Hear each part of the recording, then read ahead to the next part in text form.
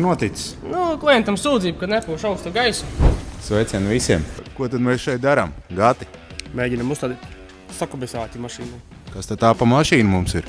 Mercedes V-klase. Fantastiski! Izskatās pasvaigs!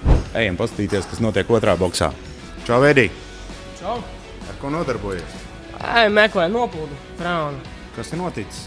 Klientam sūdzība, ka nepūš augstu gaisu. Tad pārbaudīsim, konstatēsim defektu, novērsīsim un atrisināsim.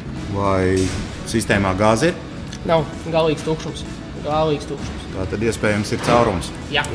Kādas tālākās darbības? Pārbaudīsim ar spiedienu, vai ir kaut kur noplūds. Pēc tam skatīsimies apakšā radiatoru. Un tad secināsim, ir vai nav. Pārbaudīsim ar UV aparātu. Cik saprotu, tikko jau skatījies, tad primārās savienojuma vietas ir, kā saka, noplūda nav konstatēta.